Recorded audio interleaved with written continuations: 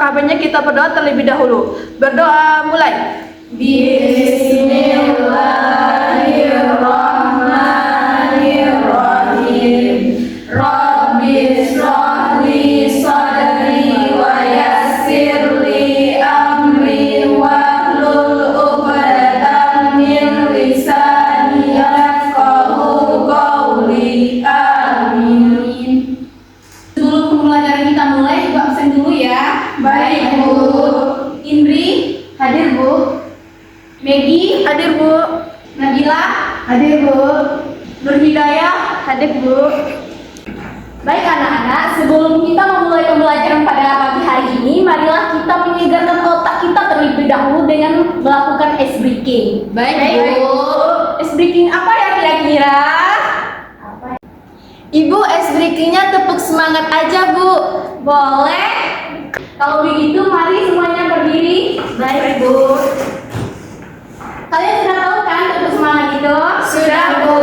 Ayo kita mulai. Tepuk semangat. Semangat.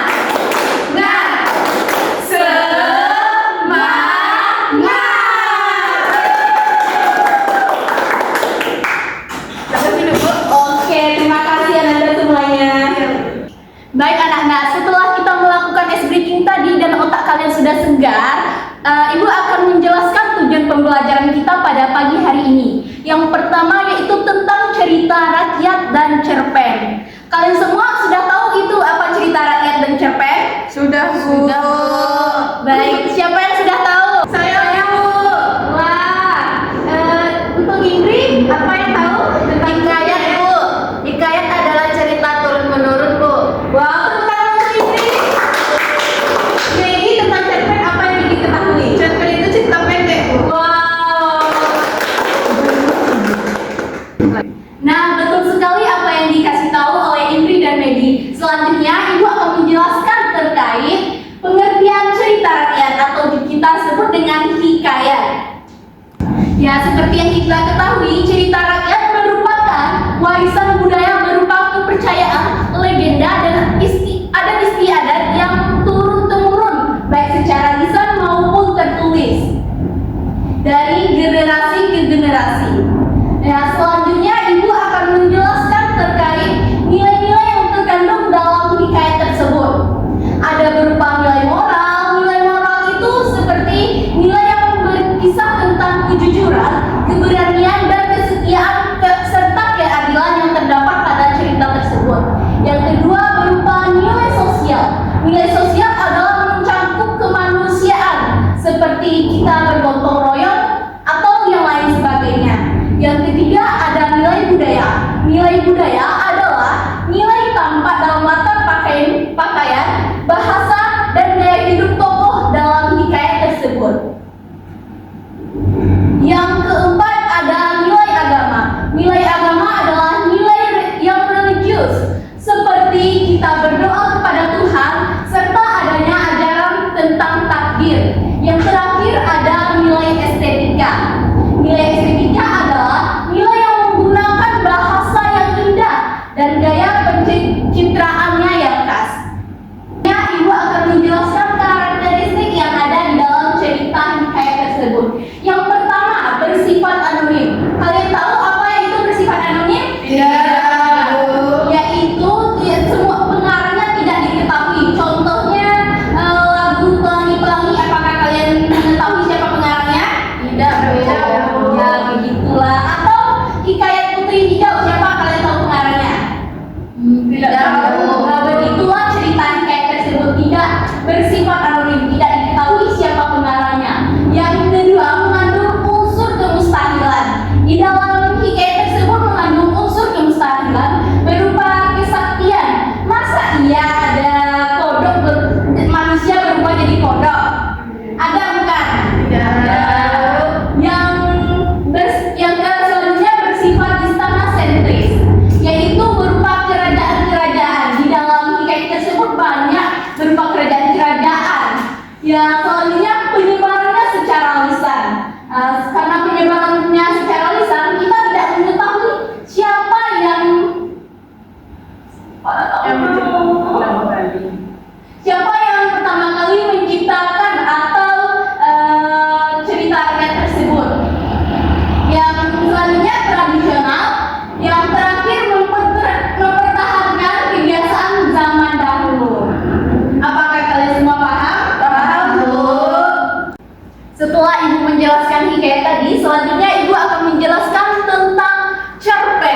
Yang telah Megi sebutkan tadi, cerpen adalah cerita pendek yang merupakan karya sastra berbentuk tulisan serta dikemas secara pendek, jelas, dan ringkas. Cerpen biasanya hanya mengisahkan tentang tokoh utama saja. Selanjutnya, Ibu akan memutarkan video tentang hikayat dan cerpen.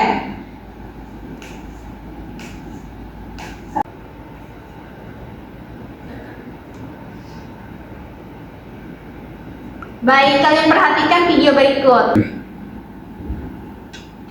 Hikayat Putri Hijau. Cerita dari Provinsi Sumatera Utara. Provinsi Sumatera Utara merupakan salah satu provinsi di Indonesia yang terkenal dengan berbagai objek wisata. Salah satu tempat wisata yang Kesultanan Aceh yang terletak di sebelah utara Kesultanan Delhi. Ketika itu, Kesultanan Aceh memiliki armada angkatan laut yang sangat tangguh. Kekuatan militer Kesultanan Aceh merupakan salah satu yang terkuat di Nusantara. Sore itu, seperti biasanya, Putri Hijau. Benar yang mulia, Putri Hijau adalah putri dari Sultan Delhi. Sepertinya sudah menemukan siapa yang akan dijadi. belum pernah bertemu dengan Putri Hijau, namun Sultan Aceh merasa sudah yakin menjadikan Putri Sultan Delhi itu sebagai permaisuri. Rombongan besar kapal-kapal Kesultanan Aceh pun berangkat menuju Kesultanan Delhi. Tujuan rombongan itu adalah untuk melamar Putri Hijau. Sultan Delhi sendiri memiliki 3 orang anak, yaitu Mambang Yazid, Mambang Hayali, dan Putri Hijau. Hari itu, mereka bersiap menyambut kedatangan Sultan Aceh. Namun mereka belum tahu apa maksud kedatangan rombongan Sultan Aceh ke istana mereka. Sultan Aceh, kami ucapkan selamat datang di istana kami yang sederhana ini. Sungguh kehormatan besar seorang sultan besar. Baik, video yang kita tonton tadi berupa contoh dari hikayat Putri Hijau. Selanjutnya kita akan menonton video dari cerpen ya. Baik, Bu. Di bawah terik matahari, aku menyusuri jalan kampung yang tampak tak berpenghuni. Semar-semar nyanyian penggeret terdengar di sampingku, bagai melodi yang tak tertata. Sekali lagi aku mendengarnya. Sesampainya dalam istana tuaku, terlihat seorang perempuan tua yang menyambutku dengan hangat. Nasi yang berselimut lauk pauk tersedia dengan manis di meja makan. Setelah itu, aku masuk ke dalam ruang yang mengetahui setiap gerak-geriku. Aku mulai memegang pena dan menggoreskannya di atas lembaran putih. Kutuang semua rasa yang bergejolak dalam hatiku. Baik anak-anak, setelah kalian menonton video hikayat dan cerpen tadi, apakah ada yang mau bertanya tentang hikayat dan cerpen? Ada, Bu. Baik, Megi silakan. Ibu, mengapa cerpen cenderung memiliki jumlah tokoh yang sedikit dibandingkan dengan novel? Baik, pertanyaan yang bagus, Megi. Kenapa cerpen memiliki jumlah tokoh yang sedikit? Karena cerpen hanya berfokus pada tokoh utama dan durasi cerpen hanya sedikit, sehingga tokoh-tokoh lain tidak diperlukan. Gitu, Bu. Setelah Ibu jelaskan tentang hikayat dan cerpen, apakah kalian sudah mengetahui tentang perbandingan penggunaan bahasa dalam hikayat dan cerpen tersebut? Sudah, Bu. Baik, siapa yang bisa menjelaskan tentang perbandingan penggunaan bahasa dalam hikayat dan cerpen? Silakan Nurhidayah sebutkan salah satu contoh perbandingan antara penggunaan bahasa dalam hikayat dan cerpen. Baik, Ibu. Hikayat menggunakan bahasa Melayu klasik dengan banyak ungkapan klise seperti alkisah, sahdan, dan harta. Sedangkan cerpen lebih menggunakan bahasa yang sederhana dan modern, seringkali mencerminkan bahasa sehari-hari. Oke, bagus Nurhidayah. Beri tepuk tangan untuk Nurhidayah.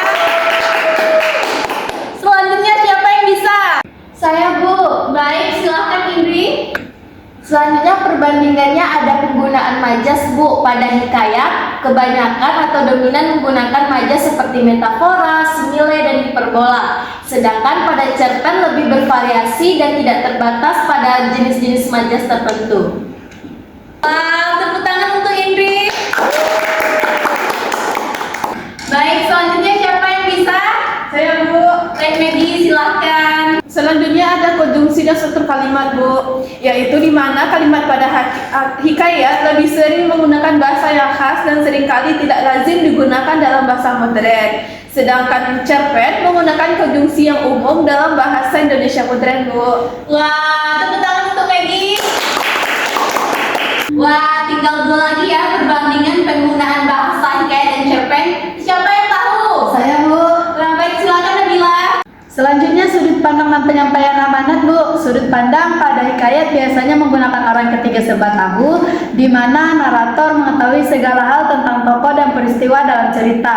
Sedangkan cerpen lebih fleksibel dalam penggunaan sudut pandang, bisa digunakan orang pertama, kedua, atau ketiga, tergantung pada kebutuhan cerita dan gaya penulisan pengarang. Selanjutnya penyampaian pesan dalam hikayat, amanat atau pesan moral seringkali disampaikan secara eksplisit dengan tujuan mendidik dan memberikan pelajaran kepada pembaca atau pendengar.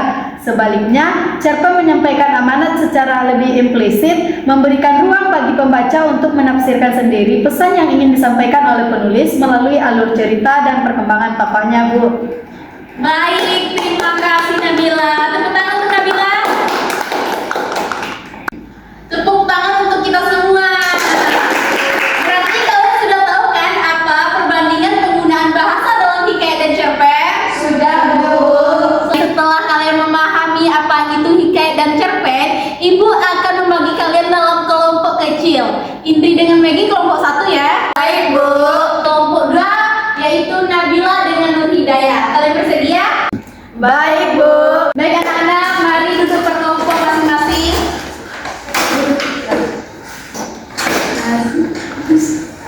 Selanjutnya Ibu akan memberikan lembaran LKPD untuk kalian kerjakan, yaitu tentang hikayat Malam Demam dan cerpen perasaan seorang ibu. Baik.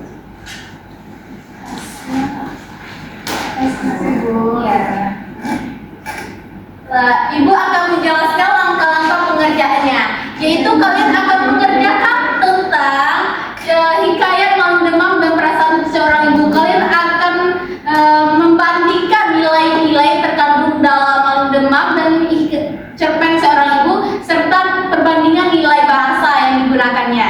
Sudah mengerti? Sudah, Bu. Baik, silakan kerjakan. Kalau ada yang bertanya, mari bertanya sama ibu ya. Baik, Bu.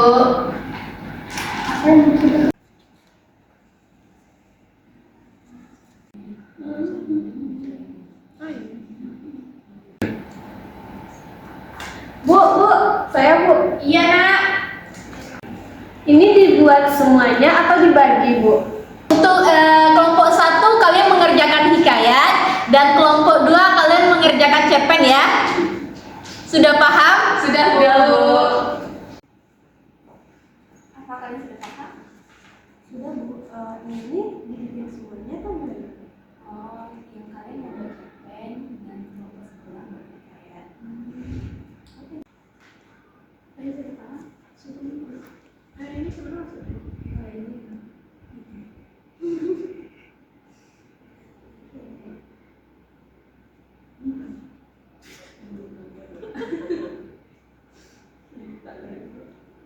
Apakah sudah ada yang siap? Selesai? Sudah, Bu. Sudah selesai, Bu. Siap, Bu. Karena kelompok 1 yang menunjuk terlebih dahulu, kelompok 1 dulu ya.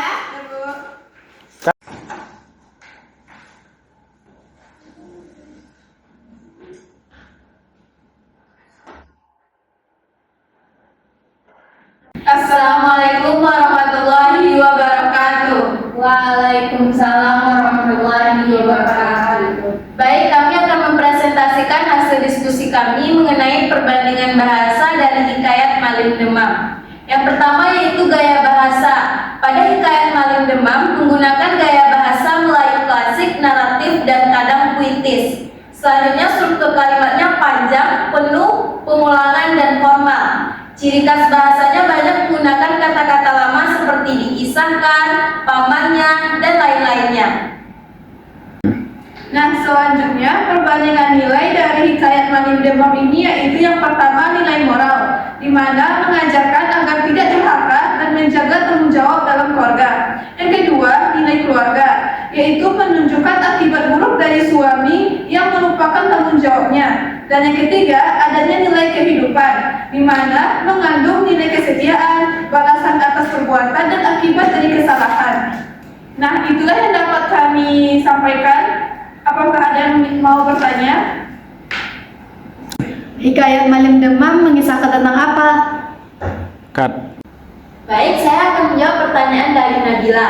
Hikayat Malim Demam mengisahkan tentang seorang pemuda yatim piatu bernama Malim Demam yang mengalami perubahan nasib dalam hidupnya, dari hidup sederhana hingga menikahi seorang bidadari. Lalu akhirnya mengalami penyelesaian karena kesalahan yang ia perbuat. Nah, berarti hikayat Malim Demam menceritakan tokoh utama yaitu Malim Demam. Baik, terima kasih Indi. Iya, begitu ya Nabila. Selanjutnya kesimpulan dari hasil presentasi kami yaitu hikayat Malim Demam menggunakan bahasa klasik dan mengandung nilai moral tradisional seperti kesetiaan dan akibat dari pengkhianatan. Sekian presentasi dari kelompok kami. Terima kasih banyak. Assalamualaikum warahmatullahi wabarakatuh. Waalaikumsalam warahmatullahi wabarakatuh.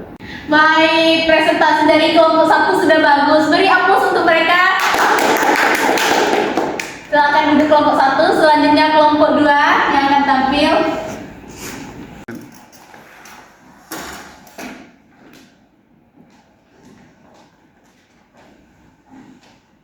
Assalamualaikum warahmatullahi wabarakatuh. Waalaikumsalam warahmatullahi wabarakatuh.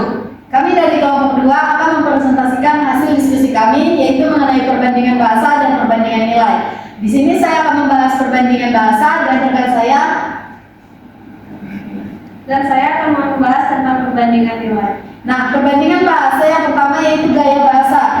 Dalam cerpen perasaan seorang ibu menggunakan bahasa Indonesia modern yang komunikatif dan mudah dipahami. Selanjutnya struktur kalimat di dalam cerpen ini pendek-pendek, sederhana, dan seperti percakapan sehari-hari. Nah, yang terakhir yaitu ciri kebahasaan, di mana menggunakan dialog langsung dan suasana realistis dan emosional. Selanjutnya, Baiklah, saya akan melanjutkan presentasinya terkait tentang perbandingan nilai. Di cerpen terdapat nilai moral yaitu menyampaikan pentingnya menghargai perasaan ibu dan kasih sayangnya. Kemudian nilai keluarga menekankan pentingnya peran ibu dalam kehidupan rumah tangga. Dan terakhir yaitu nilai kehidupan. Cerpen ini mengandung nilai empati dan kepekaan terhadap perasaan orang tua. baiklah teman-teman, itulah pemaparan kami tentang hasil diskusi kami. Selanjutnya, apakah ada yang ingin bertanya? Silahkan Miki. Apa pelajaran yang dapat kalian ambil dari cerpen perasaan seorang ibu tersebut? Baiklah, kami akan menjawab pertanyaan dari saudara Miki. Pelajaran yang dapat diambil adalah kita harus menghargai perasaan seorang ibu. Tidak hanya membantu mengerjakan pekerjaan rumah, tapi juga menunjukkan bahwa kehadiran ibu itu sangat penting secara emosional. Baiklah, dapat kami tarik kesimpulan bahwa cerpen perasaan seorang ibu lebih menggunakan bahasa sehari-hari yang ringan dengan nilai yang lebih emosional dan relevan dengan kehidupan masa kini, khususnya hubungan antara anak dan ibu. Wah, bagus sekali penampilan dari kelompok 2. Berikan aplaus untuk kelompok 2. Selanjutnya silakan duduk terlebih dahulu. Dengan selesainya pembelajaran kita pada hari ini, maka Ibu tarik kesimpulan tentang cerita rakyat dan cerpen tersebut. Cerita rakyat seperti cerita rakyat atau hikayat merupakan bagian dari warisan budaya yang diwariskan secara lisan maupun tertulis dari generasi ke generasi. Hikayat biasanya menggunakan bahasa Melayu klasik dengan gaya bahasa yang kaya akan najas dan konjungsi seperti hatta dan sahda. Sedangkan cerpen yaitu cerita pendek dengan tokohnya hanya sedikit karena durasinya hanya sedikit. Itulah pembelajaran kita pada hari ini. Selanjutnya besok Ibu akan memberikan tugas proyek kepada kalian semua, yaitu mencari tentang hikayat dan cerpen yang ada di sekitar rumah kalian. Sebelum mengakhiri